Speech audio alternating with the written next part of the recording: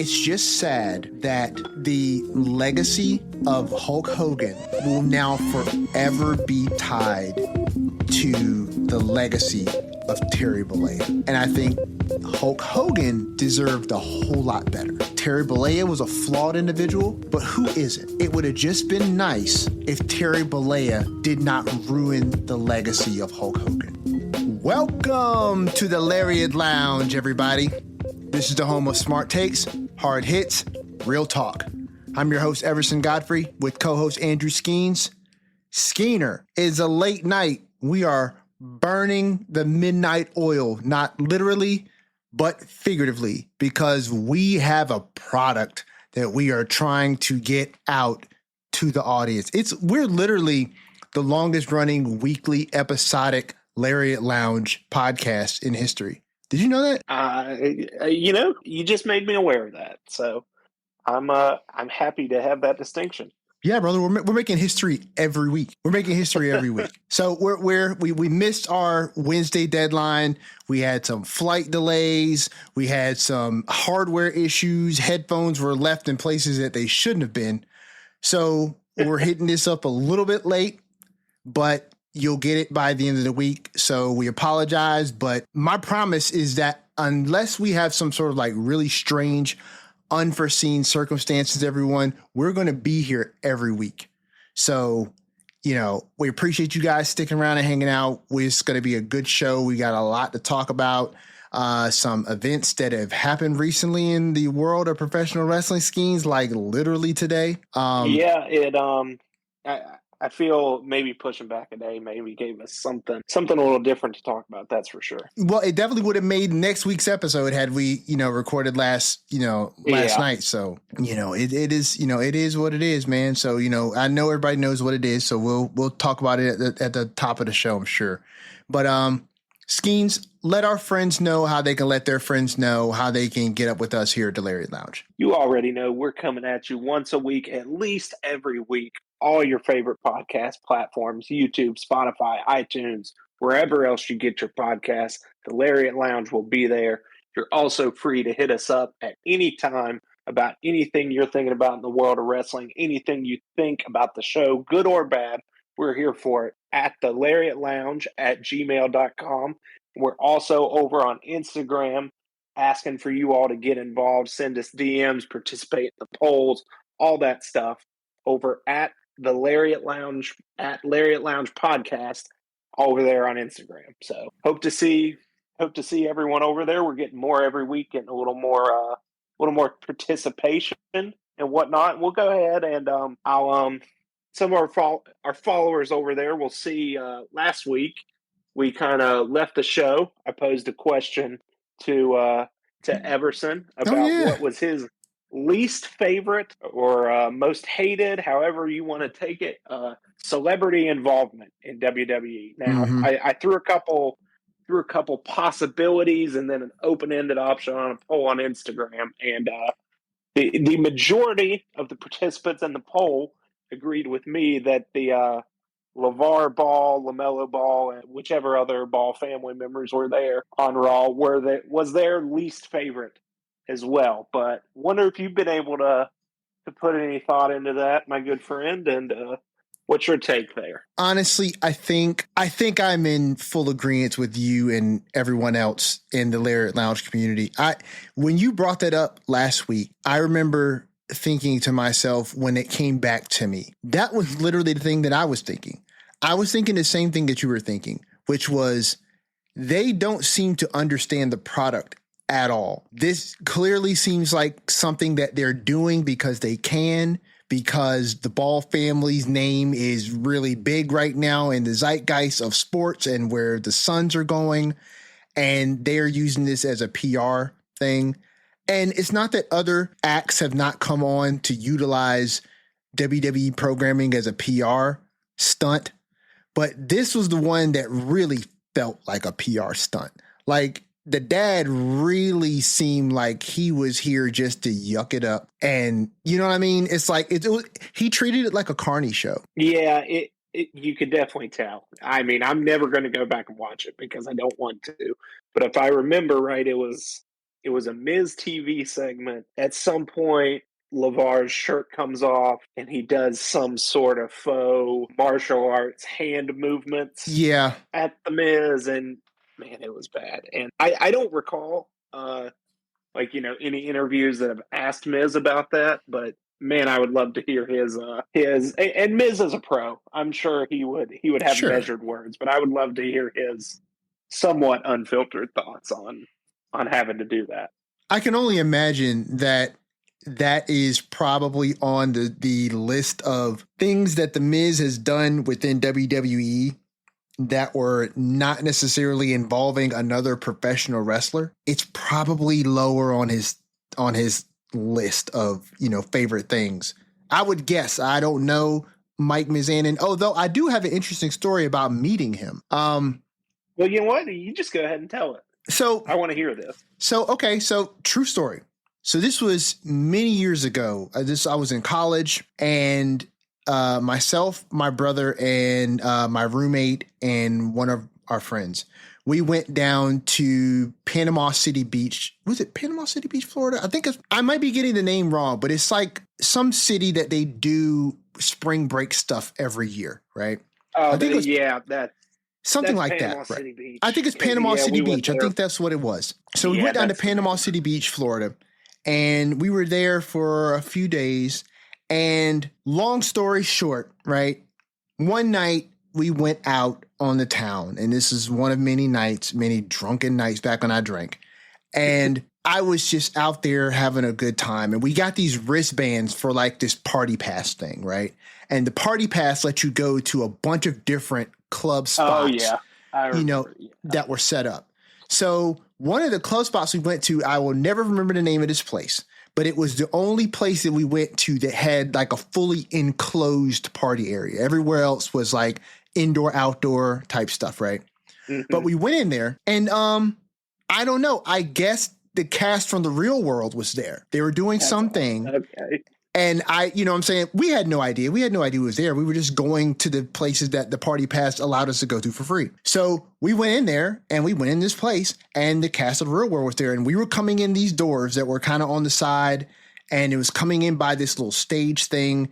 And The Miz was there, and I think Coral was there from that New York season. The Miz was there, Coral was there, and some other people, but they were kind of pseudo celebrities, and they were coming out of that same door, and I was coming in, and we walked right past each other. I'm drunk and recognize them, and of course you talk to people like you'd freaking know them. You know what I mean? So I was like, hey, Mike, what's up? And he was, hey. And he just walked by, and that was it. That was, the interaction that was there. But yeah, that was the time that I met him. But I have an even more interesting story, and it actually involves The Real World. So when I was in college, I applied to be on The Real World. Oh, and wow. Yeah, this was before the New York season that Mike was on. So I applied, right? And, you do it online. And so I did this application online, and I want to say it was maybe like a week later, I got a packet in the mail, right? So I go downstairs, get my packet, bring it upstairs, and I'm living with my brother and my roommates. And I open up the packet, and it's from MTV. And it's a second round application for The Real World. And this packet was like 40 pages long. And they ask you everything about your life. You know what I'm saying? And I assume they do this because they're trying to pair you with people who would make for interesting television. So you answer every single thing about your life. And so I fill this thing out. I put it back in the mail. I'm seriously thinking I'm going to get on The Real World. You know what I mean? And lo and behold, I didn't get on The Real World. Just spoiler.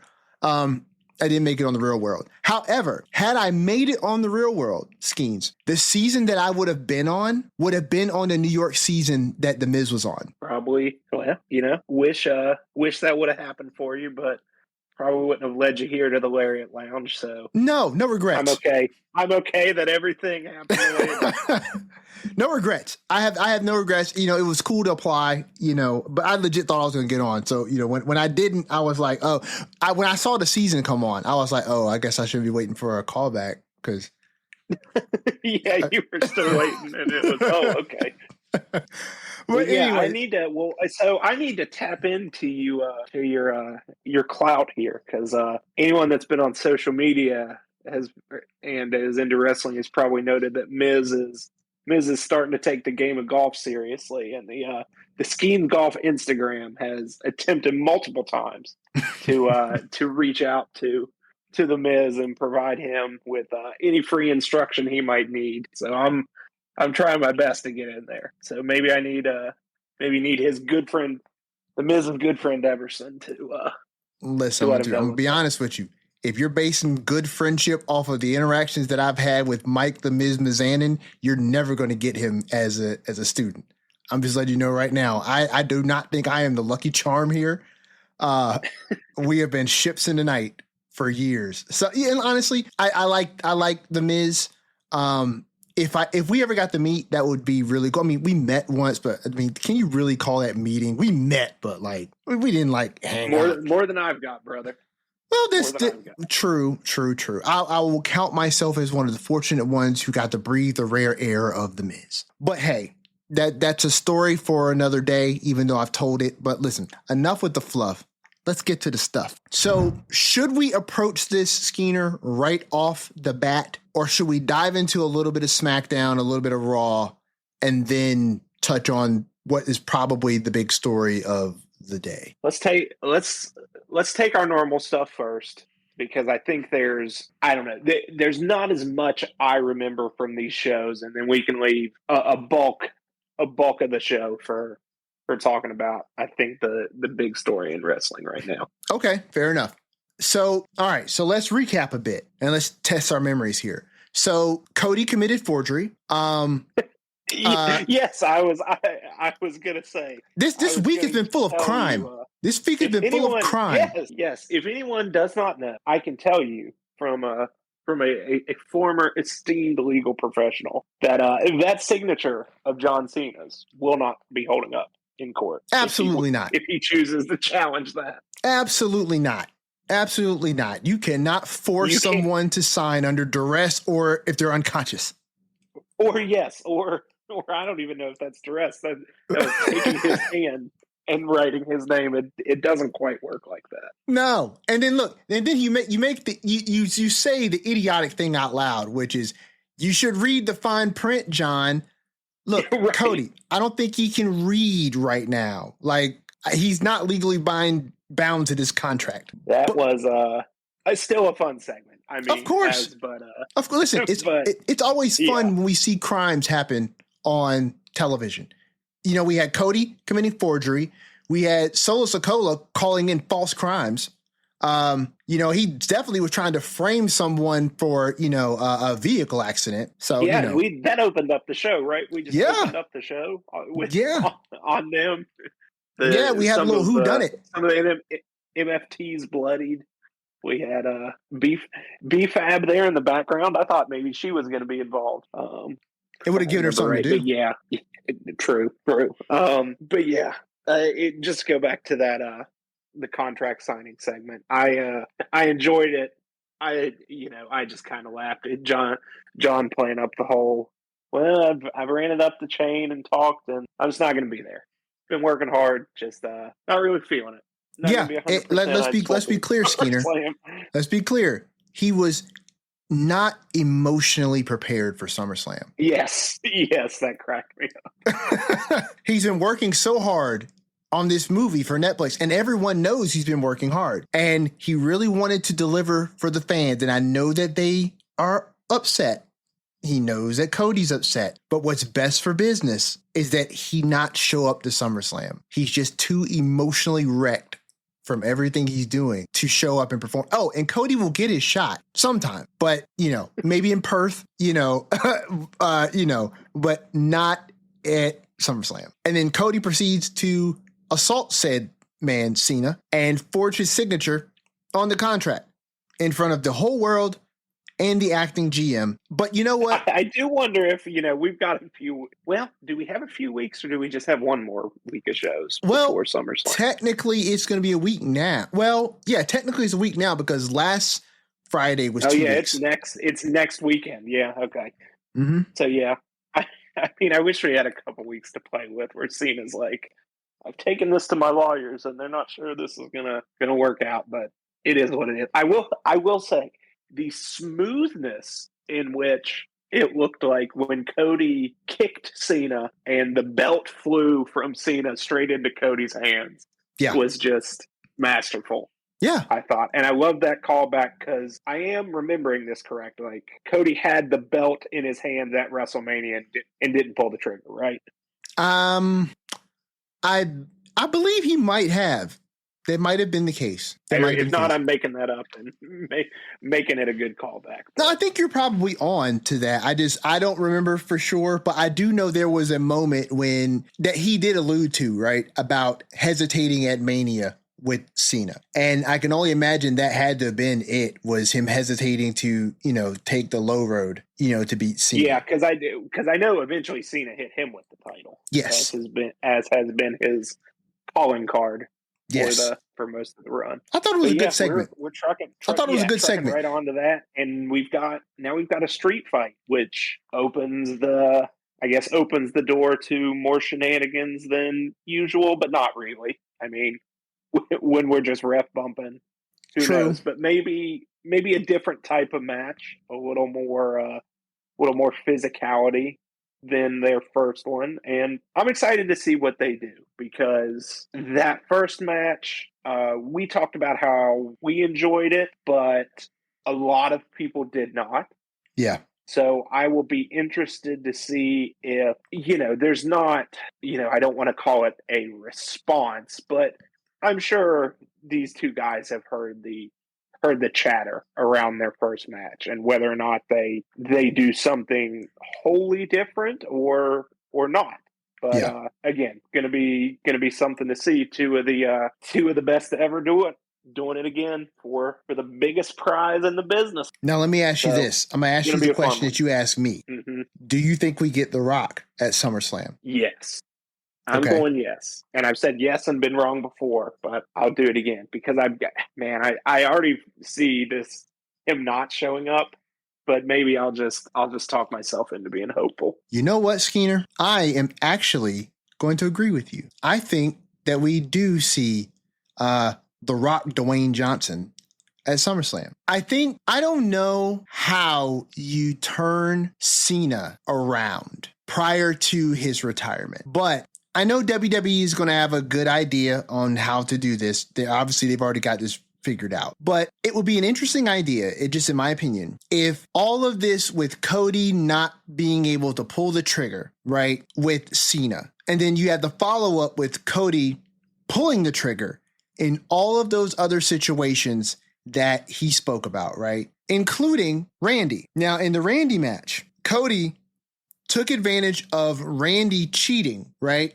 to end up he didn't make Randy do it, right? But Randy ran into the turnbuckle that he exposed, right?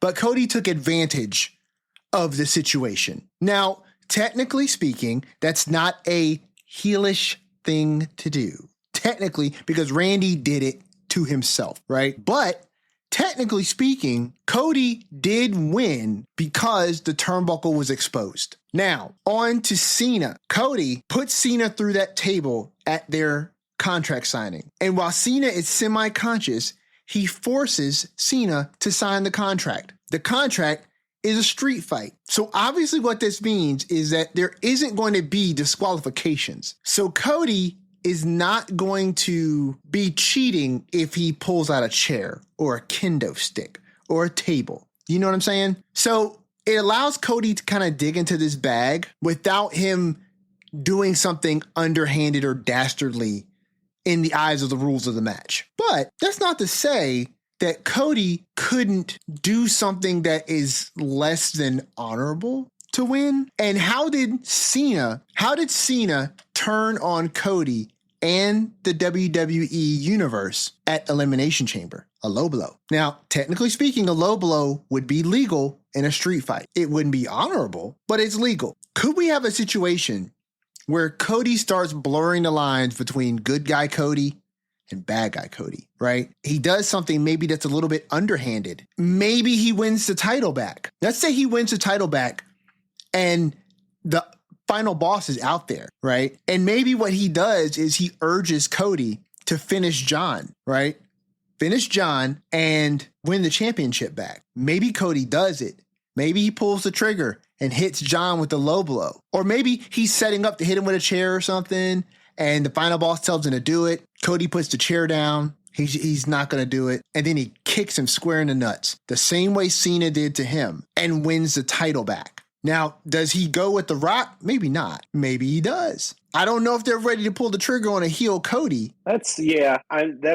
That was my thing. Like, is this the time? It could work, but who knows? We'll see. There's certainly plenty of different avenues we can drive down. We're at a fork in the road, and there's a bunch more than two options here, I think, which is, as we've talked about, is always a good place to be in wrestling. This is true. We also saw some real developments, which is something I wanted to talk to you about in the women's tag team division. I know what you're going to talk. Oh, you're not going to talk about the men's tag team division where they did a big match where they all wrestled each other and someone won and now someone gets to wrestle the Wyatt? That's not the big development you're talking about? No. That's not it. However, I will say congratulations to Rey Fenix and Andrade, right? We were talking about this, I think, last week. Andrade seems to be getting a bit of a push. It was a nice pairing between him and Rey Fenix, right? And like we were saying before, you could have done this with the Rusev, put him in that ladder match and used this to springboard some momentum into him, right? And you can see it with Andrade. That's exactly what they're doing, right? These matches, the matches are always good, but it's like just doing this every week where one team wrestles another or they all wrestle each other, and it just seems like it burns through all the combinations and interactions and matches so fast rather than stretching it out. It's like we've already seen almost every possible match aside from this next one we're getting, Wyatt's versus Andrade and Phoenix. But I've made it clear how I feel about this. So, and you know what it doesn't give us? It doesn't give us any real storytelling. Like the only thing they're still trying to do is wrestle the titles now away from the Wyatts. And listen, this is the last thing I'm going to say about it because I, like you, just don't really have a whole lot to say. And it's sad because I think all the teams involved, minus one or two, are really great. And one of those one or two that I think is happens to be the champions. I kind of feel like you had to put the titles on the Wyatts. But brother, let me tell you, that promo, that video that they played for the Wyatts, everything I genuinely dislike about how these creepy ideas and these creepy characters are supposed to come across, like all of the big words and just the brooding. It's like, dude, who cares? Who cares? Like, it's so boring. You know what I'm saying? Like, it's so boring. And it's like, it doesn't make you come off as menacing. It doesn't make you come off as threatening. It just makes you seem like you're weird. And the weird guys. You don't seem like the scary guys. You seem like the weird guys. And the second these weird guys get beat, they're going to fade back into obscurity. And that's going to be the end. You know what I mean? Yeah, I mean, it just seems like they found a new team to just prolong this whole thing. But I'm gonna drop a teaser for what we'll get to in a little bit later. I actually found out what the plan with the Wyatt Six is from a trusted source, and really, we'll get to that in a minute. We'll get to that in a minute, I'm sure. Okay. Well, I will rely on you to interject this scoop information. I will. That you've got, because the actual tag team development that I was excited to talk to you about was about the women's tag team division. Mm-hmm. And where things are cooking well. Yeah, they are definitely heating back up. They are definitely firing up the grills again for some post 4th of July cookout stuff. They're really starting to cook again. And it seems that Alexa Bliss and Charlotte Flair are at the center of this. And we said last week, with the momentum that they have, you have to put Charlotte and Bliss in a tag team championship match against the Judgment Day for those titles at SummerSlam. I don't know if it's needed to keep those titles on the Judgment Day. I think, and this is just my opinion, it's not a hot take at all, but it's just someone who I am genuinely a fan of. I am so impressed with the growth of Raquel Rodriguez. She just seems, in my mind, to be growing up right in front of us. Like, this change that she's been on since Liv went out has been impressive. It's been impressive. She really seems to have come into her own. And I would not be a bit surprised if what we get coming out of Liv's return is not a angle between Liv and Roxanne, because Roxanne took her place, but between Liv and Raquel, because Liv is going to be maybe upset that Raquel did not stick up for her the way, whatever, right? And then Raquel is, they have beef, and then that leads up to a angle between them. And I think you have Liv be the veteran, the person who's been on top, to put Raquel over in a big way. Because I think what the women's division needs at the singles title level, right, is constant new faces rotating into that scene. And Raquel Rodriguez has never held a singles title in WWE on the main roster. So she would be a nice, fresh face to put into the women's U.S. title scene, the women's intercontinental title scene, or even the women's world or WWE women's championship scene. I think she's ready. She's grown so much. And so I think keeping the titles on the Judgment Day right now would not really serve their story, because they don't really need it. And we've got to start imploding the Judgment Day at some point, right? Plus, when I saw... Maybe.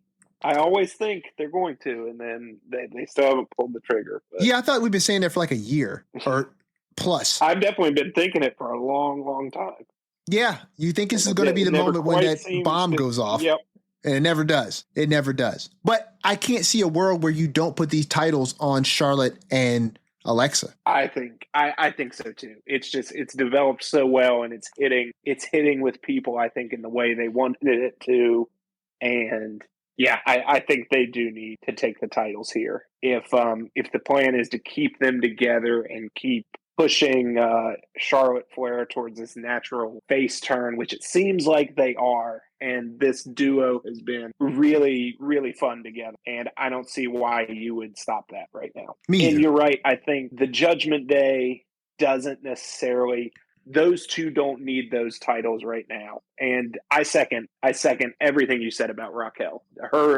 I think her growth has been very, very noticeable. She's kind of found the pocket with this character and what she needs to do and who she is and who she needs to be as Raquel Rodriguez on screen. And it's been great, because it's always great to have another great character on screen. I don't disagree, man. I would love to see Raquel be the women's Money in the Bank winner in 2026. I think that would be... I see a world where that happens, for sure. I would love to see it. You know what I mean? Like, because I honestly think you're going to end up putting the title on... You're going to put a title on... names are escaping me right now. Stephanie Vaquer. You're going to put a title on her. She's way too hot right now to not put a title on her, right? We've already put a title on Julia. I don't know who else at that level you can elevate that has the stature to do it right now, and would be really interesting to have. You know what I mean? And just being the wrestling nerd that I am, I think Raquel Rodriguez has incredible entrance music. I think it suits her.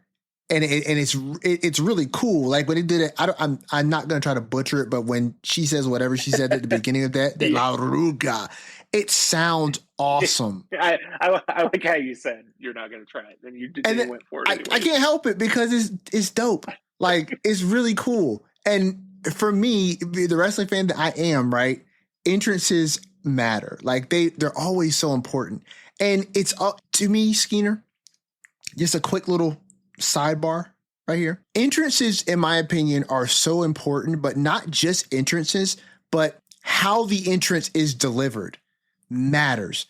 When the talent enters the stage from the back matters, the lighting matters, the whole setup matters. When you nail it, it's iconic, and you can miss it by like a hair, an inch, and it's not as iconic as it was the last time, right?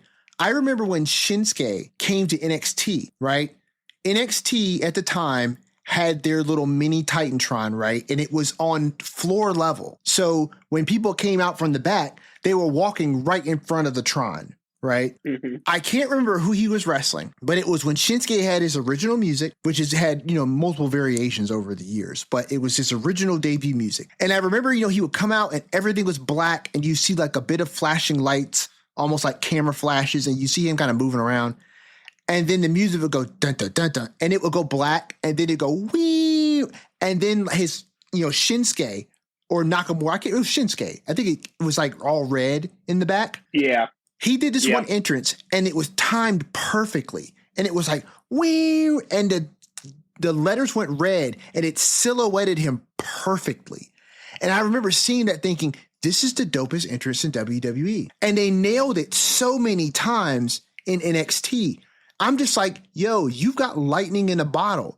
It would be impossible for the main roster to screw this up. And then he goes to the main roster and they screw it up every time. They did not time the music with the lights correctly. When he would come out from the back, they just miss it. You know what I'm saying?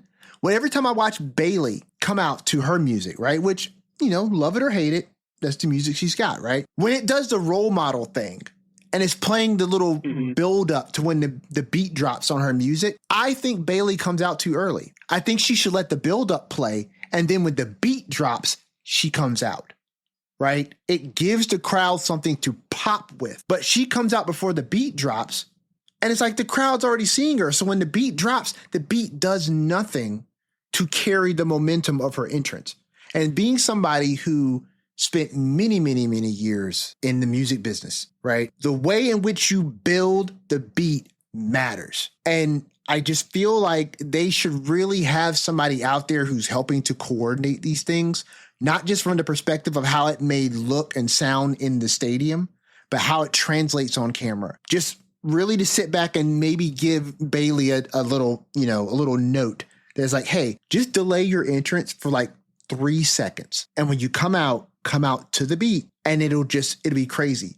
When Becky Lynch does her entrance, let's have the little steam, smoke, pyro stuff come up before she comes out. Have her walk through the fog. It just makes for a much better presence, but they always let her come out and then they shoot the stuff up and it just blocks out the Titantron as she's walking to the ring. I mean, I guess nobody really cares because they all cheer for Becky, but I just think it'll make for a better visual. But that's just my little tangent on entrances.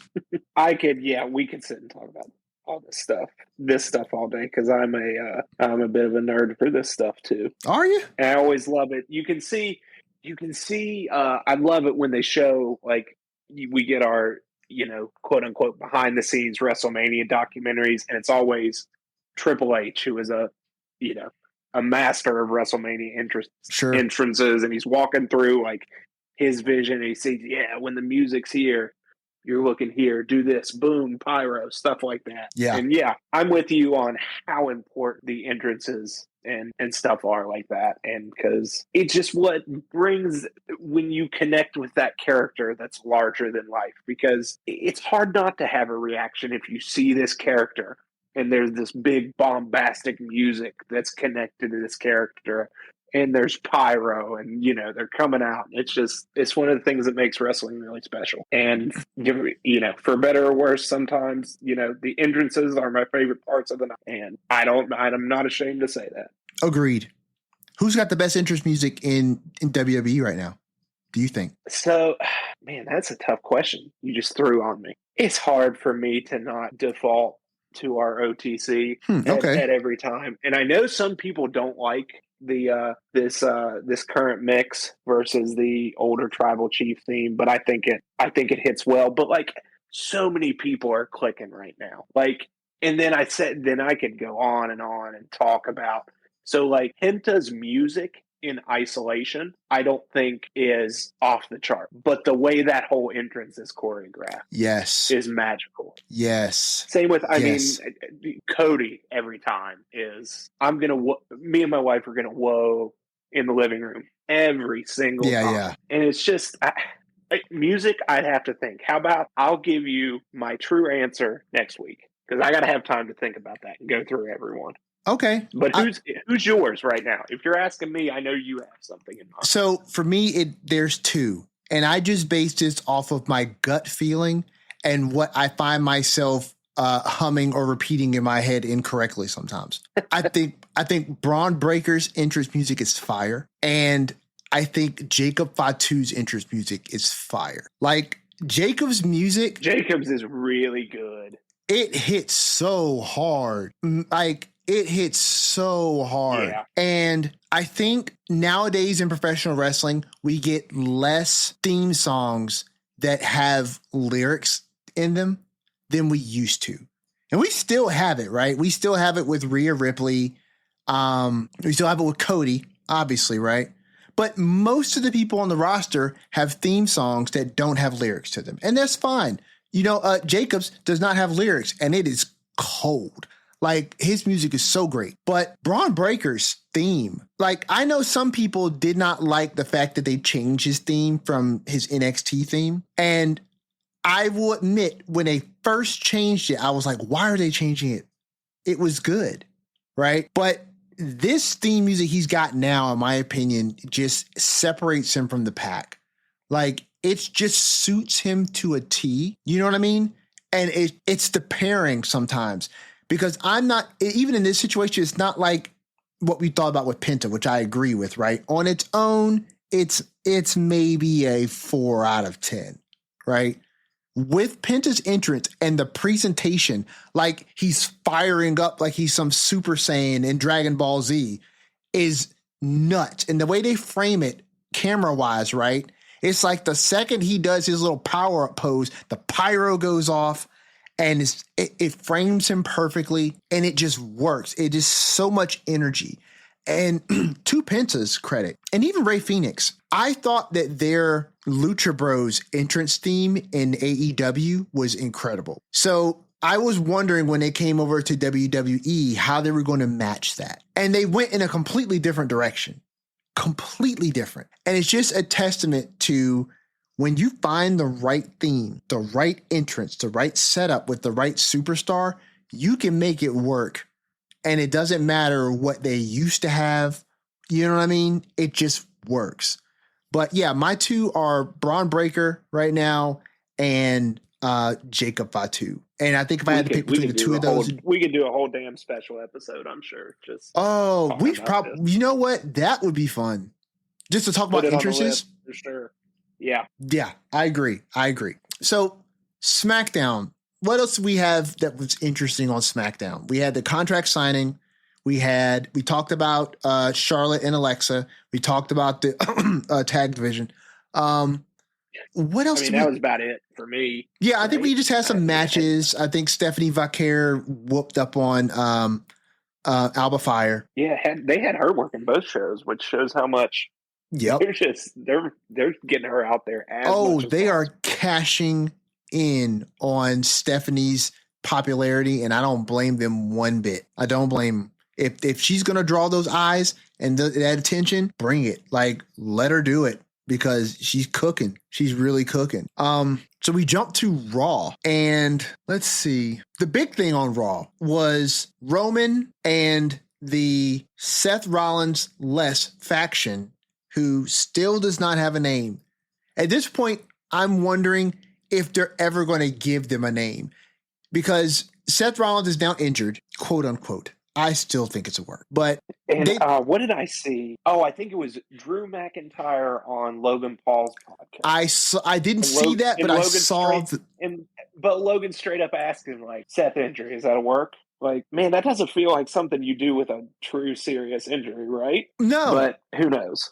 Listen, who knows how much WWE is telling him what to do and what not to do on his. And then, bro, let's look at the reality here. We've got no updates on Rollins' injury. None. It's been over a week. Yeah, that's right. Yeah, I'm leaning. Yeah.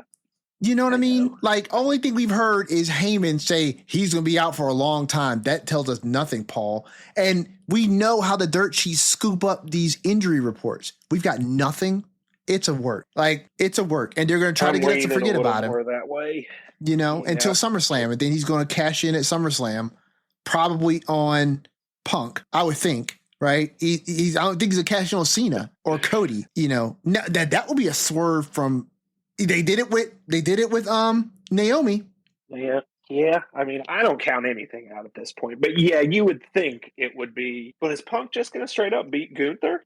I don't know. I don't know. I would feel like that's a mid-match one, but then do you do that again after you just kind of did that with Naomi? I mean, I know it truly doesn't matter. But I mean, say what you will, they just had Gunther beat Goldberg in his last match. Do you go out and have that guy lose already? I don't know.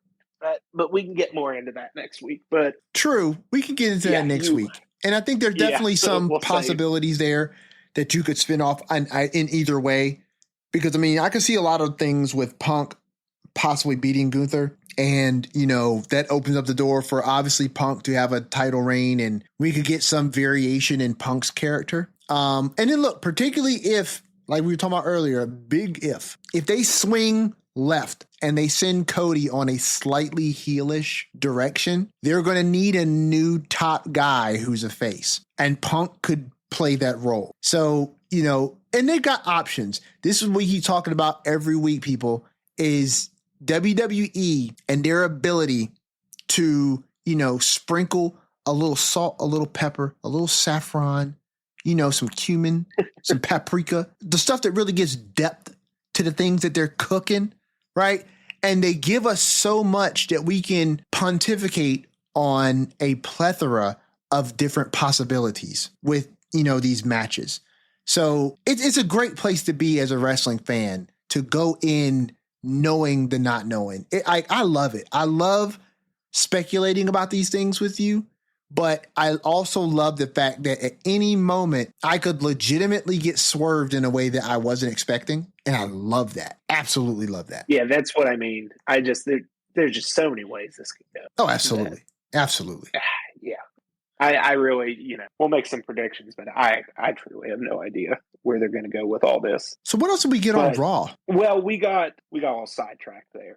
We did. So Raw opened with Punk, and the way, I don't say this in a diminishing way, in that he needed to level up and wasn't great before, but I think the growth in Gunther over the past year or so has also been incredible.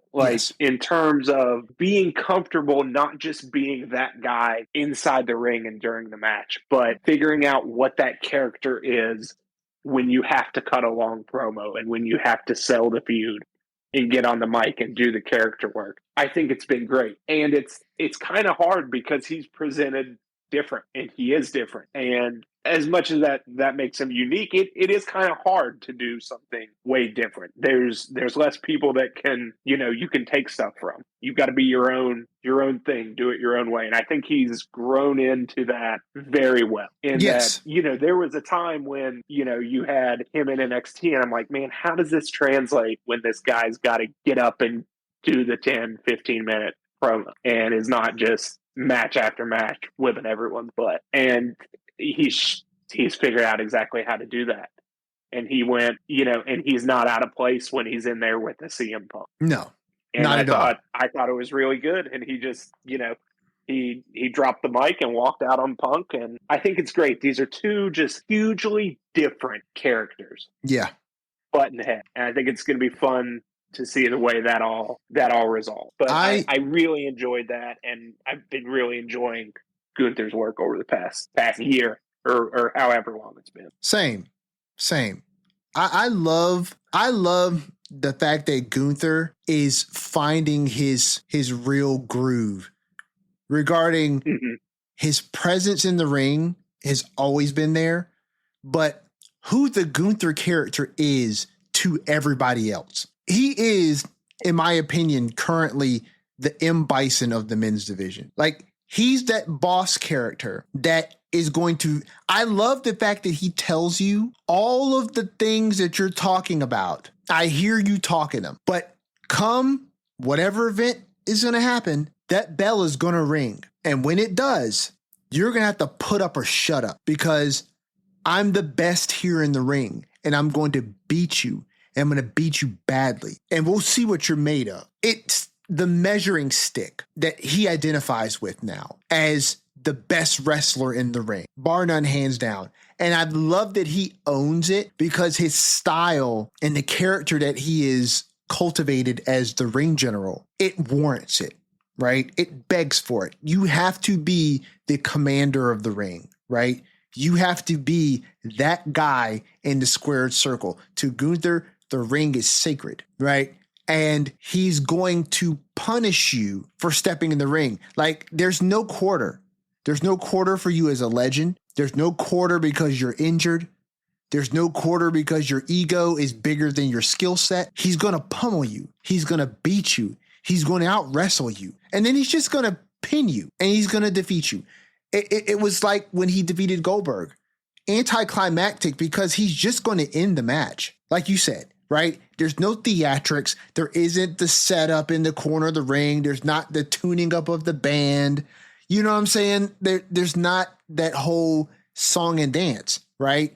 You get caught slipping, Gunther is going to powerbomb you, or he's going to big boot you, or he's going to do something because he's got more weapons in his arsenal than just his finishing move.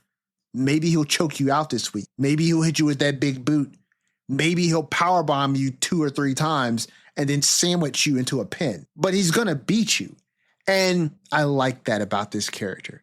He's not cut from the same cloth as the rest of them. And at least that's what the character dictates, right? And I think it works for him. So Gunther versus Punk, it's a genuine clashing of styles, both character-wise, personality-wise, but also style-wise in the ring. And Gunther is going to sell beautifully for Punk. Punk does a great job in the ring. I have a hard time, however, Skeener, seeing CM Punk beating Gunther for this title. But then Gunther lost to Jay. And the way that they explained that was Jay exploiting some sort of weakness in Gunther's game. But I also look at Gunther as somebody who's not going to fall for the same trick twice. So Punk's going to have to pull something out of his butt, to get this done. And I'm not entirely sure how he does it. But I also think the way you get around this is if Seth cashes in, right?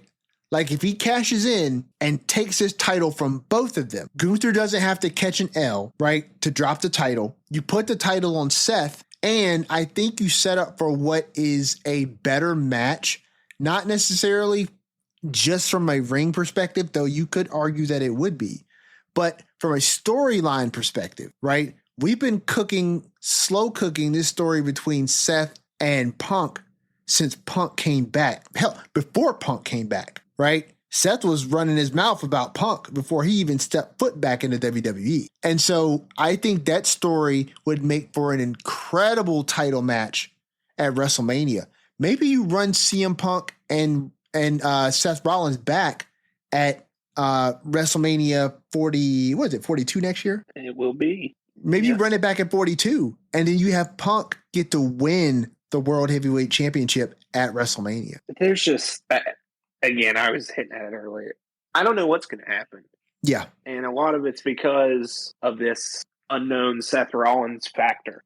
And again, be it a real or fake injury, I think they've done a good job leaving it open that now we're here in this position. And I'm like, who knows what's going to happen? All I know is I'll be watching and excited to see it happen. Well, speaking of Seth Rollins, right? The Seth Rollins less segment with his faction, who shall not be named, and the tribal chief. Now, I'm going to tell you right now, Roman Reigns is great. I think he is obviously solidified that over his, 1,000+ day title reign. And he has become arguably the biggest star in the company, and for good reason. I'm going to tell you this though, man. That boy Braun Breaker has some intangibles for our sports fans out there. Right? Those intangibles, those things that you can't coach, those things that you don't teach, either you got them or you don't. That boy Braun Breaker got him. There's just something about his whole demeanor in the ring while Roman was talking, it genuinely felt like legit irritation with the fact that he's even still talking. And whether he practiced that or whether that just came out of him naturally, it translated on screen so well. I can't imagine that did not land with the audience. And Skeeter, dude, when you know, and I know that they got a star on their hands, obviously, right? But could it be any more clear that Braun Breaker is a freaking star in the making? No. I simply no. I mean, he's one of the most, you never want to say sure thing in this business, but one of the most sure thing next top guys we've had in a while. Just, he has it all. And these last, few weeks, few months, the growth and how comfortable he's getting. I feel like we talk about it every week, but he's just growing into it. He's figured out, he's putting all the pieces together to kind of complete his game, so to speak. Yeah. Polish off, sand off those rough edges. He's just the guy. He's going to be the guy. And, I can gush about him forever. But one thing from that segment that, we go in and you have Heyman kind of opening the segment up after Roman comes out, essentially begging Roman to come lead the faction while Seth is out. And that's another angle. Like, how does that play into when Seth comes back? Was that an improved overture from Seth, from his Oracle, or I don't know. But obviously, yeah, Braun stepping up there to Roman and not feeling out of place. Was happy to see the first true babyface promo from the Tribal Chief OTC character, and I thought it worked well. He's a made man at this point in wrestling. Anything he does and says is going to get a reaction, and it's been a long time coming to get this clear cut 100% babyface Tribal Chief in front of us. Well, and they did it cutting down Heyman. Oh, right. Yeah. Called him a dumbass, I believe. Multiple times. Yeah. And, bringing up and putting over all his, said he stayed champion because of the Usos. Yeah. Solo. Yeah. Sami Zayn. Yeah. Doing it's just masterful. And the growth of, hard to say the growth of Roman Reigns, but like from the last time. Just someone that like this, just what will be a legendary character in wrestling history of the Tribal Chief. It just works. I think everyone that knows me knows how long I could go on about for Roman Reigns, but I'm happy to see it's come full circle and now he can get the true no gray areas babyface run and be absolutely adored and appreciated by everyone that this has all been building towards. And that's nice for me to see, at least, because I think he's a guy that definitely deserves that. It'll be interesting to see where this goes. Because obviously, and maybe it's not so obvious because they haven't announced the match card yet. I don't think they've announced this yet. But are we not getting Roman and Jay versus Bronson and Braun at SummerSlam? It was announced on social media on Tuesday or Wednesday. What a missed opportunity. Come across. What a missed opportunity that is. Like, I can't understand. They shotgun all these other announcements right on the show. Why would you put this in the middle of the week? You know what I mean? So, and not have this announced on the show. I don't know. But either way, it's going to be an interesting match. Yeah, I mean, I think we went off the air pretty clear that was going to be the match. And then, it got announced or made official, as is the verbiage nowadays on social media. At least that's how I took it. So I guess we're obviously going to, we're going to have that match. We'll wait to do our predictions for SummerSlam next week. But, it's hard to see a world where Roman and Jay don't win, don't think ROT's in this. No, yeah, I don't see that. I don't see that unless, by some stroke of bad luck, we're all wrong about Seth's injury, which I don't believe we're wrong about that. I think there's just too many things that are pointed to that being a work. But, they did introduce the idea of the Tribal Chief taking his spot. I mean, I don't see where you'd go with that if you go to SummerSlam and you have Roman and Jay tagging against Bronson and Braun, and then at some point in that match, Roman turns on Jay and he takes his spot at the head of this table because Seth may be, whatever. And, I don't know where you go with that unless you bring Jay and Jimmy and Jacob together. But then again, then what do you do with Solo and his MFTs? I don't know. I'm just going down the rabbit hole here, folks, but I don't think it's going to happen. Don't worry. It's not happening. I don't think it's happening. I'm just going to go ahead and tell you, not happening. Do we do anything else of significance on Raw? What have we run through? We have run through the opener, the main event. Was AJ a janitor this week? I believe.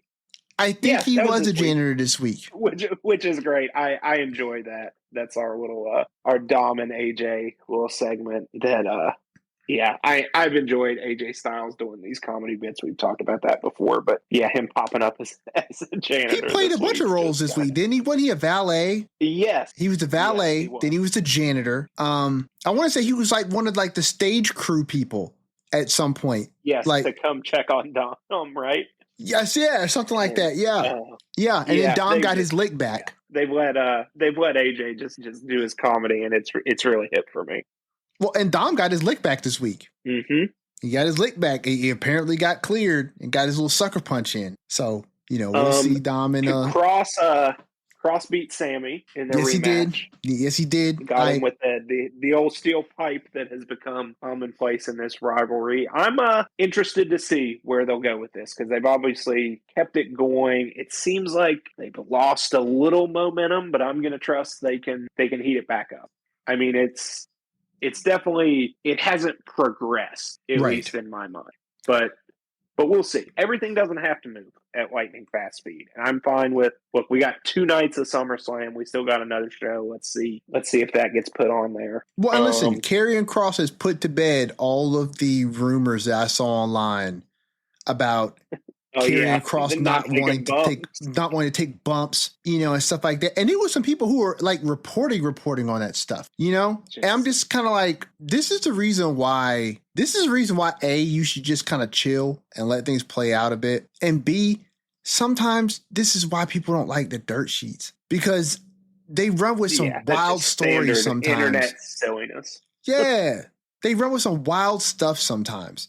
And you run with some wild things, but you never make any type of retractions.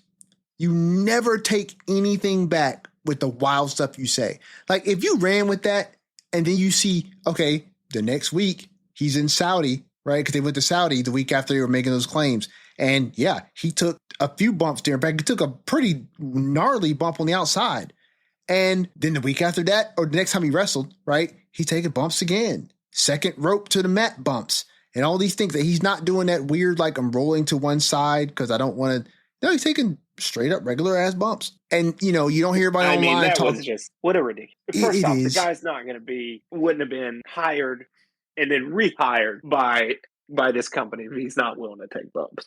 I mean, let's just be real there. Yeah, it just seems asinine. But before we move on, yes, we may have missed, everyone's favorite part of Raw, which is we had another Rusev and Sheamus. Oh, and I've totally forgot about that.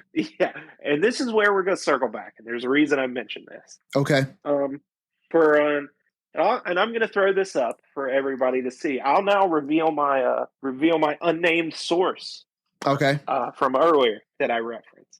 Okay, let's hear it. So Instagram has a couple, occasionally it'll advertise to you that you can talk to AI chatbot. And one that was advertised to me just today was one of Paul Triple H Levesque. And I struck up a conversation with this. And I'm worried about this.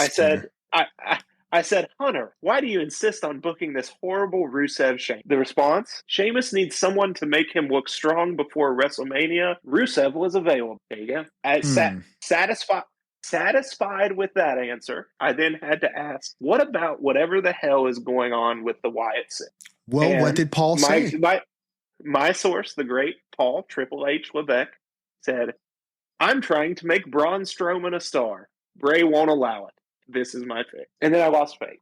in our chat bot after that. But I believe the Rusev and Sheamus ain't. Rusev was available, and he sure is available. Ladies and gentlemen, Paul Triple H Levesque. The man has spoken. Is Andrew Skeens' source. And he told him. It is Paul parentheses Triple H Levesque. So you know it's real. Of course. Of course. And he said that he's trying to get a push moving for Braun Strowman, but Bray won't allow it. This is a few different layers of storytelling that I did not think WWE was capable of, to go beyond the contract and even the grave to give you a story that you didn't even know you wanted. And I honestly, Skeens, I didn't know that I wanted this, and probably because I don't want it. But I guess that's what we're getting. Maybe we'll see something about this on Unreal. I'm looking forward to that show. That's exactly the joke I was going to make.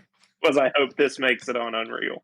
I'm looking forward to that show. I am too. I think it'll be fun. I'm definitely looking forward to that show. Maybe if it's any good. I don't know how long that show's going to last, but I don't know. Maybe if it's any good, maybe we can have like a little Unreal segment in the show where we'll talk about, what happened on Unreal. Because I feel like it's going to be illuminating in some ways. And they showed that little snippet of the I Show Speed segment at the Rumble. And you go ahead. They didn't give us a lot.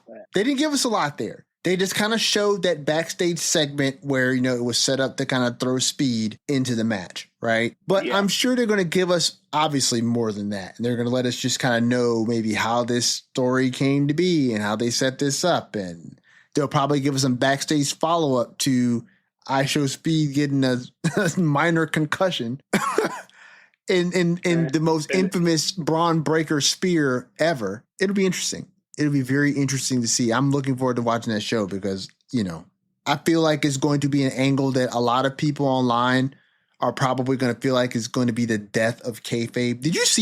Did John Cena say something about that recently? I'm not sure what you're referring to. I mean, maybe I'm misremembering this, but I saw something online and it was like John Cena. I think John Cena may have been having some interview or something like that, but he may not have been talking about the death of kayfabe, but it might have been a John Cena interview where he may have been, talking about the business as, he does now. And I remember when he did his post-Mania interview, right? And I remember thinking when he was watching that, I was like, it's such a weird dichotomy here because he's heel Cena, right? But he's doing this interview and you can't maintain this heel Cena persona whilst doing this interview. And he didn't. He kind of played into it a bit, right? But he still did the interview. And the strange part about it is the heel Cena character and Cena himself are so very closely related that it's not that you blur the lines so much that people don't know what's real and what's not. It's just the idea that because the character is so similar in a lot of ways to how the real person presents themselves in front of, the media and the interviews and all these things, that it's very easy for the fans to make a pseudo connection between the two, even if that's not the intended purpose. Do you know what I'm saying? Yep. And I think, honestly, weird segue, but that leads me to the talk of the day and some conversations that I've had today around this subject. So unless you've been living under a red and yellow rock, Terry Bollea, Hulk Hogan, passed away today at the age of 71 from cardiac arrest. From what I've seen, which I didn't do a whole lot of deep diving into this stuff, he has been kind of in some slight deteriorating health for a little bit, and he recently had some neck surgery. I don't know if any of these things are connected or even correlated, so I'm not even going to speculate, but those were the reports. I thought he had heart surgery too recently. Yeah, I'm not sure. Like I said, I didn't really look into any of this stuff. These are just things I kind of heard in passing. I did hear that Jimmy Hart about a week ago had made some statement that was dispelling rumors about Terry Bollea being on his deathbed, so to speak, and that he said that he was recovering from a neck surgery that he had. I think I think Bischoff kind of did the same. He had said greatly exaggerated or whatever, which again may or may not have been true. But This is true. as we're recording this, today is the day that we learned that Hulk Hogan had passed away. Yeah. Yeah, 71 years of age. So I'm going to first say this. Just get the obvious things out of the way. Hulk Hogan as a character was obviously one of the biggest, if not the biggest pillar of WWE and WWF's transition into the mainstay that it was in the 80s and into, the early 90s. Right. That transition that they were making with the rock and wrestling connection, he was at the center of that. And some of the biggest feuds and rivalries in wrestling history, legendary ones, Hogan was a part of. His legacy in the ring will be remembered for as long as wrestling is remembered. That character of Hulk Hogan was at one point bigger than wrestling itself. And in the time and era that he was in his prime, coupled with the large nature of his character and the impact that he had on the wrestling business and the world of entertainment outside of wrestling at that time, comparatively speaking, if you're taking into account, historical inflation, there's never going to be another star bigger than Hulk Hogan in professional wrestling. I just don't think it happens. We don't have a world that is absorbed into the world of pro wrestling like we did in the late 70s in the 80s. It's just not the same world. That's not to say that we don't have huge, bigger than life stars now, because we absolutely do. But I think when you take all those things in totality, the ethos of Hulkamania is as big as it was and holds the resonance that it does for a reason. Skeener, I'm going to turn the floor over to you to say what you want to say about Hulk Hogan, and then we can kind of revisit this conversation with probably some of the things that a lot of us are already thinking. Yeah, and first I want to commend my co-host Everson as the creator of this show.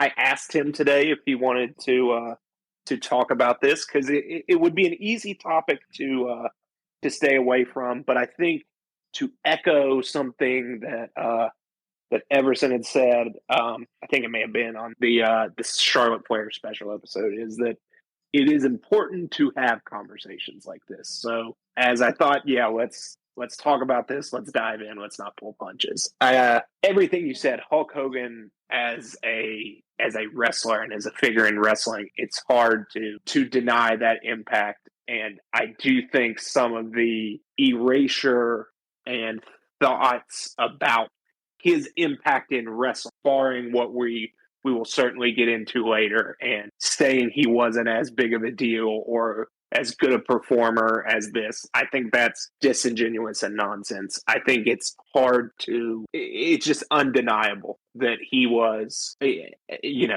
probably the most important up to right now and biggest, most popular. Want to shy away from greatest because that means different things, different people. But as a performer, one of the true legends that transcended everything. And a lot of us, I would say, if you're around our age, like, you grew up with Hulk Hogan. Did you grow up with the red and yellow in the golden era and late 80s, early 90s WWE? Did you grow up with NWO Hulk Hogan? But you're talking about a guy that led to two of the two biggest boom periods in wrestling, essentially. We'll see how we look back on the current era, but you're talking about late 80s rock and wrestling, post WrestleMania 3 stuff. That's Hulk Hogan. Late 90s NWO, Monday Night Wars, big part of that's Hulk Hogan. So I think it's undeniable as a performer, absolutely on your Mount Rushmore. Now, there's obviously things in the past 20 years beyond even what has been said about the backstage politicking and all that. There are things that have certainly complicated his legacy.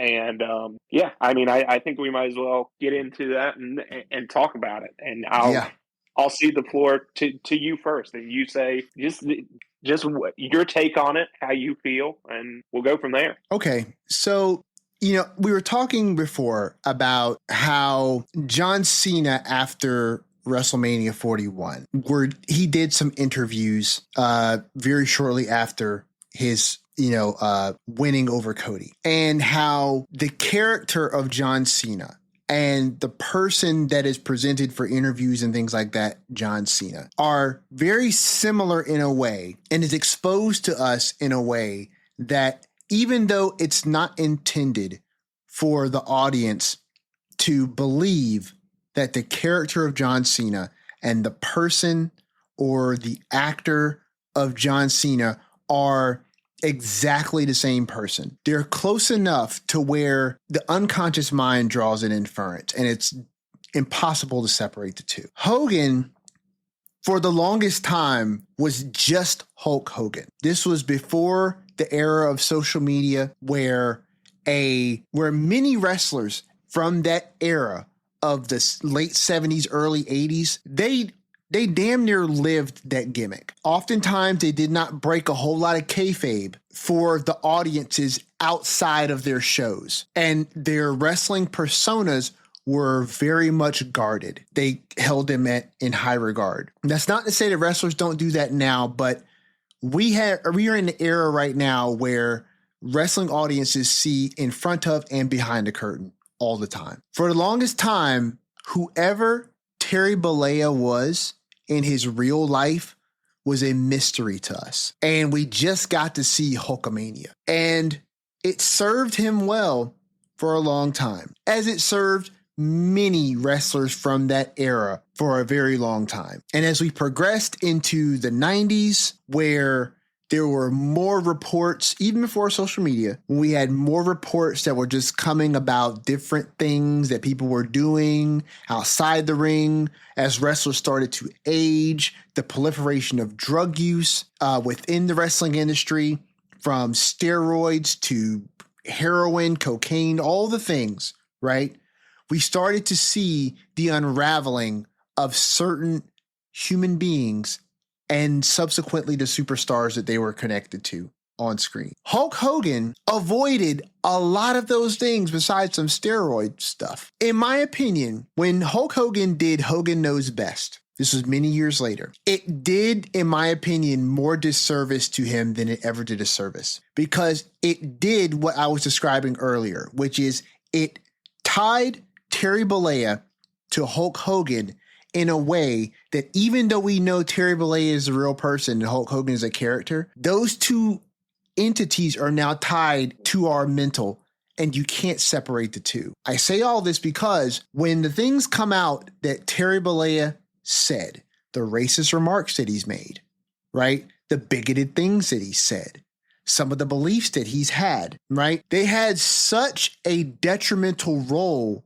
far more to Hulk Hogan, the persona, than Terry Bollea. It hit him in so many more tangible ways as Hulk Hogan, the character, than it did to Terry Bollea, because it impacted him in ways that were before the hallmarks of who he was to the public.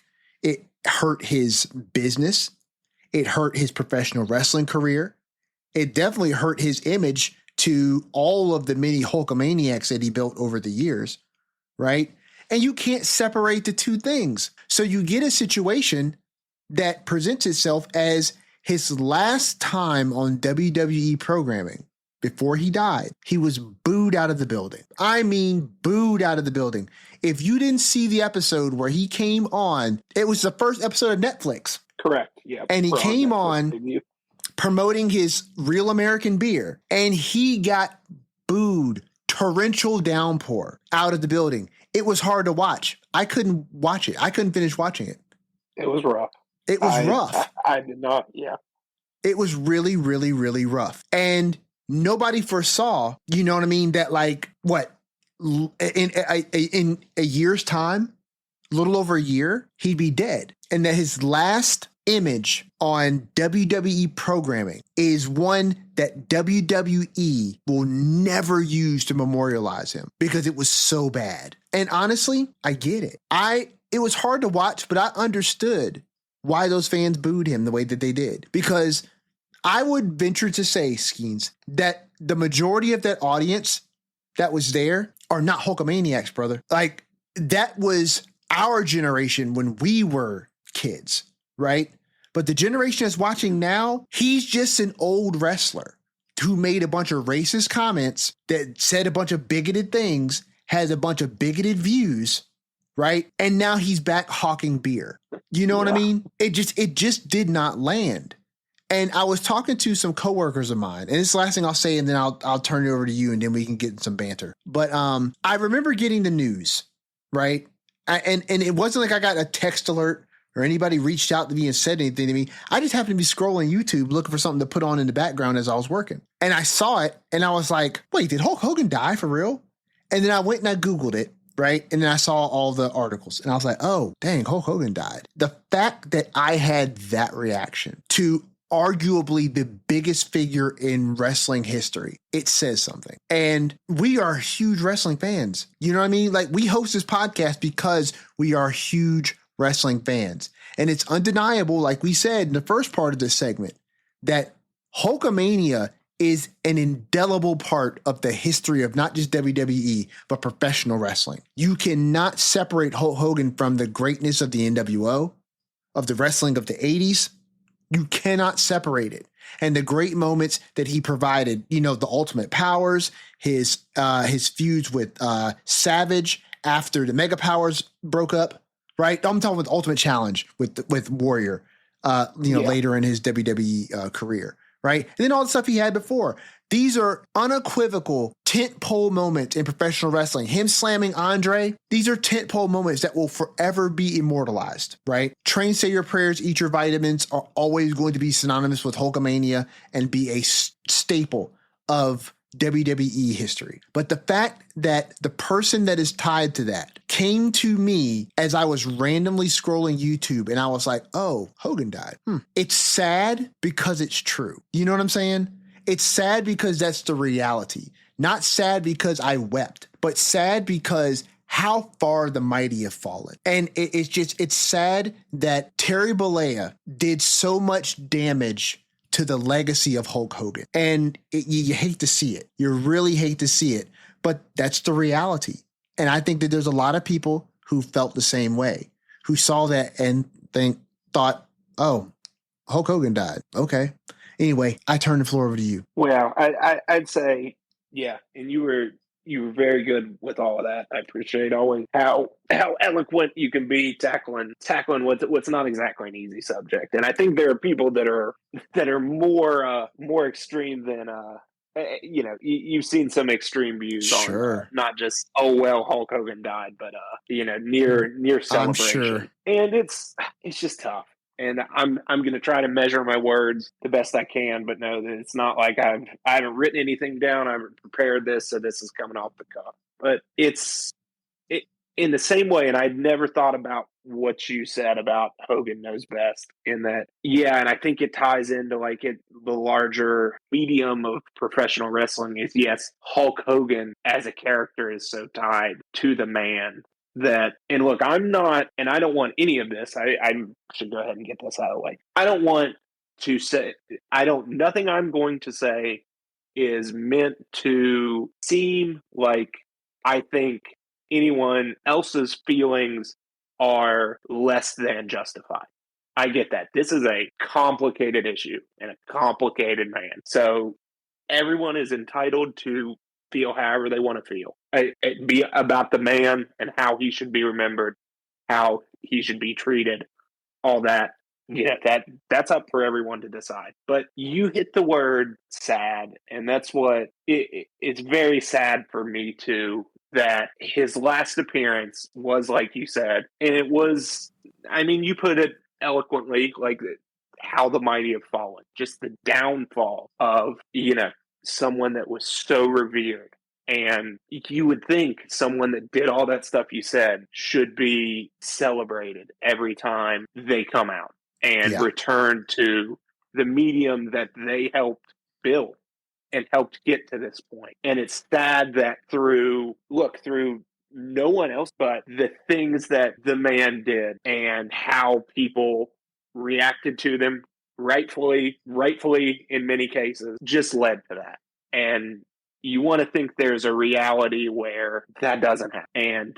But I get it. And the corollary to that is, well, did we see who he really is? I mean, maybe. I don't know. But it's just sad to me that as a person and as someone that was so important, that you're right, that's the last image. That's the lasting image. And at the end of the day, no one for him to blame but himself. And obviously the racist remarks, the use of the terminology he used, Yes. absolutely unforgivable.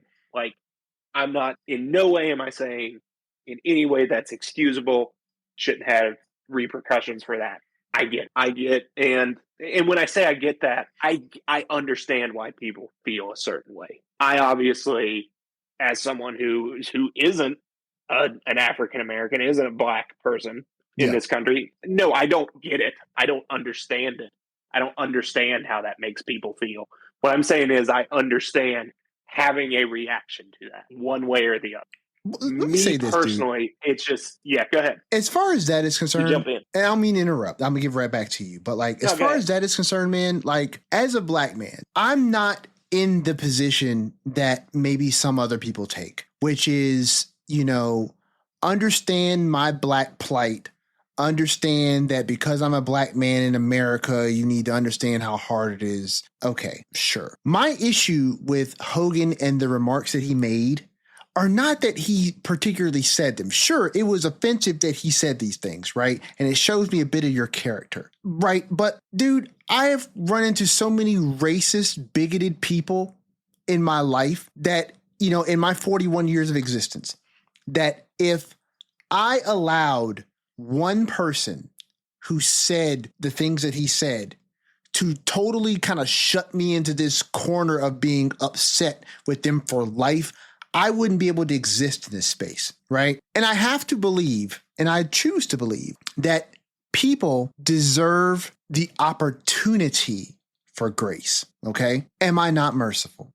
I don't believe in the idea that people just deserve grace, that people just deserve mercy. I believe they deserve the opportunity for mercy, right? We all have made mistakes in our lives. We have all done things or said things or, that may not have been the best things for us to do or say. We are imperfect creatures. We are prone to make mistakes, okay? If you are a religious person, I am, right? I believe that we're imperfect creatures.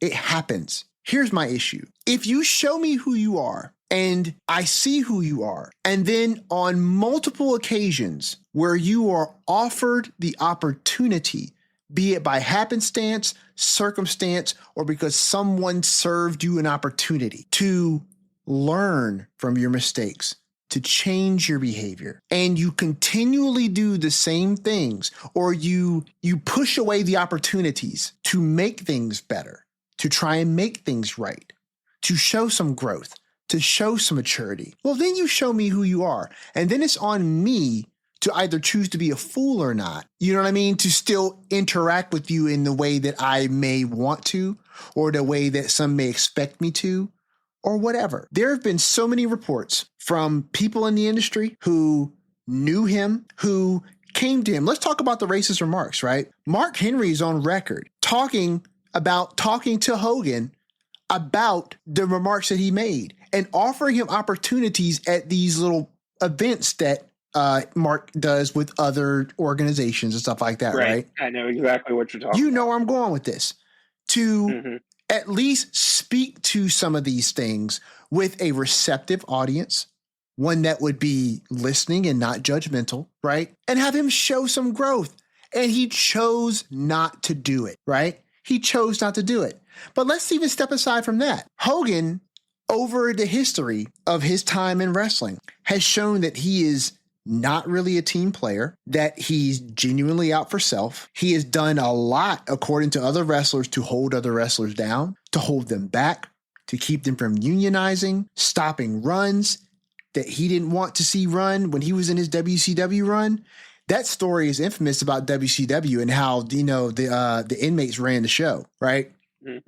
and how Hogan was the biggest inmate of them all, and how Hogan wouldn't take falls for certain people. He wouldn't lose to certain people, right? He wouldn't show up for shows if he didn't like the way that things were going to be booked. He changed things on the fly because he didn't want to do it. None of these things speak to someone who genuinely cares about the business, who genuinely cares about the people who he's working with. I'm not saying you got to be like, oh, I love everybody in the locker room, but do the job. You know what I'm saying? Like, do the job. Show that type of love and respect for the business. And you don't seem to show any of that. You thought that you were bigger than the business. And in an era where you were able to do that, you took full advantage. And he wasn't the only one. He wasn't the only one, right? But we're talking about Hogan, you know? So in my mind, you take that and the multiple instances where that has been reported by wrestler after wrestler after wrestler after wrestler, right? About who he was behind the scenes, how he handled business, how he held people down, how he held things up that would have been helpful to other people that he shut down full stop because he didn't like it. He didn't want it and it wouldn't work out well for him. And then you couple that with the racist remarks, the bigoted remarks, and the lack of showing remorse. He apologized once for the things that he said, and it was so disingenuous sounding. It sounded so hostage negotiation. Like, it was just sad. And it was around this time when I think when people really just started kind of writing Hogan off. It was past his time in the ring, right? And we were neck deep in the new era of professional wrestling, and he just kind of faded into the background. And so, you know, he came back around after a while, and he seemed to be getting a decent reception. They would put him at the start of a lot of PLEs, right? He would come out and do stuff. And then it's just like, it would be at least mixed. It would not be. Yes, it would be mixed. It wouldn't be a full well reception. Yeah. Where we ended up. But he did this to himself. Like you said, it's sad because all of these wounds were self-inflicted. And you said, he had opportunities from people to really drive home, and just it's so complicated, and I don't want to go too deeply down the rabbit hole, but like, it makes me sad to see another human fall that far. And maybe it's because, you know, I still have it's not maybe, but it is driven by who that character was to me in wrestling. Sure. And it just kind of, even if it's self-inflicted, you don't like seeing it play out, or at least I didn't have those feet where I enjoyed that. But again, that's not if you did feel that way, I believe I can understand why. And I'm not saying you're not justified in those beliefs, but it's been a rough 10, 15 years as someone who wants to like and enjoy Hulk Hogan and have him around the business that he helped make. It's kind of like, you're right, like every time there was a chance to do it, he would just do the bare minimum. And even beyond that, like, not to make it too political either side, but the things he's done in the past couple years were just it's so dramatic one way or the other. Like, yes. Even if you believe what you believe, and that's the side you're on, if you're already someone with a damaged reputation, why would you go so hard that way? Like, and I have my own thoughts about whether or not I believe that, or he was just showing up for a check, but that, sure, it's just hard. He made it so hard. It speaks to your character. And it's not, and I don't want to do like, oh, woe is me, like, oh, the poor Hulk Hogan fan, but it's been hard. It's been hard as someone that wanted to like him and wanted to give the second chances, the maybe third chances, whatever. He made it hard. And again, no one's perfect, but made it real freaking hard. And listen, I hear you. I am one of those people who the relationship between who the person is and what it is that they do are connected, in my opinion. It's hard for me to listen. I enjoyed the Velveteen Dream. I thought his character was great, right? What he was accused of, had WWE separate ties from him. Now, I don't know at this point if those allegations were, corroborated, but it was enough for WWE to part ways. That has to tint, in my opinion, what you think of the performer. Now, maybe if you knew him personally, right, you'd have some different feelings. Because just because someone does something bad and you're their friend, A, it doesn't mean that you are complicit in what they did that was wrong. And B, it doesn't mean that this person is still not someone that you knew or that you loved or that you cared about. But that parasocial relationship that we have with these people on screen is not that. And so I don't blame anyone for hearing about those allegations and not being able to enjoy his matches, right? If Chris Benoit did not kill himself after he murdered his wife and his kid, right? And let's say he got arrested and based on some sort of technicality, maybe evidence was collected in a ill manner, right? I'm trying to think of a way in which we know he did it, but he got off. Yeah, I get where you're going. Yeah. You know what I'm saying? What is it called? The kind of legalese phrase, like fruit from the forbidden tree or something like that. Yeah. Fruit of the poison, or that's it. Fruit of the poisonous tree. Yeah. But let's say he got off, right? I wouldn't blame anyone for not being able to look at him and be like, yeah, he does these great matches. I know what he did, but I mean, he's a great wrestler. You can't separate the two, man. Like, that era is gone, right? That era of the wrestlers back in like the 70s and the 80s. Listen, there were a lot of womanizers. There were a lot of alcoholics and drunks. You know what I mean? There were a lot of people who treated people badly, but their personal lives were not connected to the characters that they played. Right. And so you just never had that crossover. But I would also like to think, right, that if Classy Freddie Blassie, was active in his day and they found out that he was out here, diddling kids, right, that people would be like, I don't know about just going to the show and throwing my money at these wrestlers. You know what I'm saying? Like, you would have some sort of moral compass there. And so with Hogan, it speaks, in my opinion, to his character. It speaks to his character that you do these things and you refuse to atone for them. You know what your perception is like, but then you go and do these things in these political arenas that only feed into these narratives. Whether you're doing it for a check or not, right? It's irrelevant to the perception. You know what I'm saying? Right. And 100%. Perception is 9/10 of the law, but it is 100% of public opinion. And so, you can't separate these two things. And like we've been saying, these are all his choices. These are all choices that he made. And so, when you see his last appearance be him getting booed out of the arena on the first episode of Netflix Raw as he's hawking beer, it's sad. When you say it like that, yeah. Hulk Hogan's last appearance was on the first episode of Raw on Netflix, getting booed out of the arena as he was hawking beer that no one wanted. It's sad.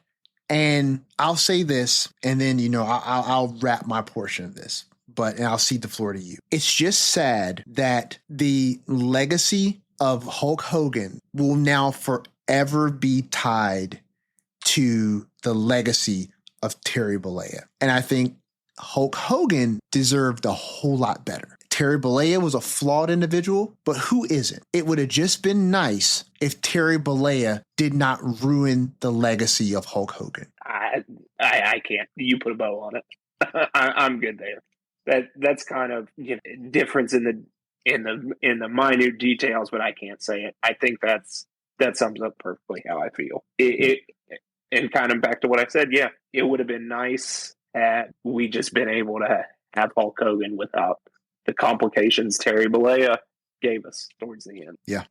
Well, listen, man, I am open for legal counsel. If you ever want me to deliver some, opening or closing statements, I don't charge a lot because I don't do this. So, any little scratch you want to throw my way to kind of throw some words together, I'm more than happy because I would love to get out of my job. That's another conversation for off the air, brother. But listen, I think it's probably a good place to wrap it. It's a complicated issue. And for fans of the Lariat Lounge, Skeena and I have always promoted the idea of an open dialogue. And the conversations matter and your opinions matter just as much as ours. If you share the sentiments that we have for this issue, let us know.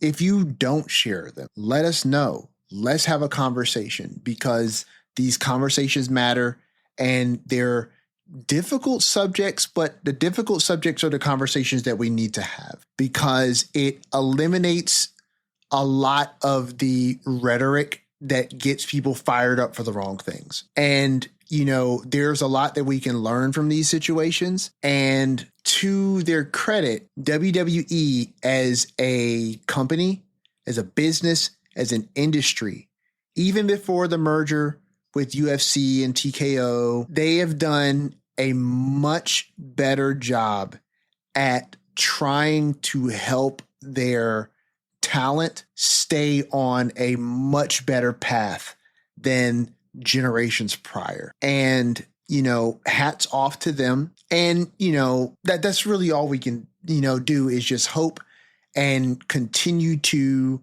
support the product that we love, the superstars that we love, and, you know, just enjoy the era of wrestling that we're in. You know, Hulk Hogan has passed at 71. I hope that his family is able to process and grieve and do whatever it is that they need to do with the level of privacy that is warranted. Yeah.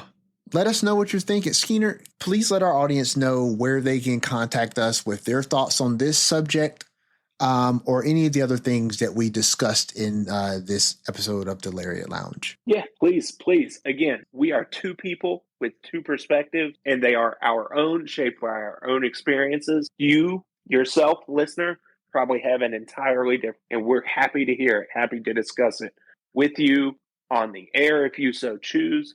Not a requirement by far. We're just happy to talk to people and talk about a difficult subject and a difficult time for fans. But please reach out to us at the Lariat Lounge at gmail.com. Any thoughts, that's always open. We're at the Lariat Lounge podcast on Instagram. And I will throw up for all to see my insider discussion with Paul parentheses Triple H Levesque that was so gratefully had today. But and you know, we're coming at you every week wherever you get your podcasts, YouTube, Spotify, iTunes, anywhere else you like to check them out. Once a week, every week, at least. Guys, we appreciate you coming in and spending some time with us. They're playing closing time over the PA, you know, so you know what that means. If you got drinks, finish them. I took that out of the jukebox, to be honest. Dude, every time you take it out, it shows back up. Now, I'm not saying that I'm putting it back in there, but I might be putting it back in there. I think it's just a perfect song to let everybody know, finish up your drinks, pay your tabs. We'll be open again next week. You ain't got to go home, but you got to get out of here because we got things to do. So from your esteemed host. They should put you on Cribs, not the real world. What? Yo, hold up. Cribs outros were the best. They just were the best. That's a forgotten gem in the MTV days. So that is what I will always remember that from, is whoever it be and shutting their door saying you ain't got to go home, but you got to get the hell up out of here. And the camera pans out quick. Yep. From your host, Everson Godfrey, co-host Andrew Skeens, this has been another edition of the Lariat Lounge. Please watch yourself on the way out.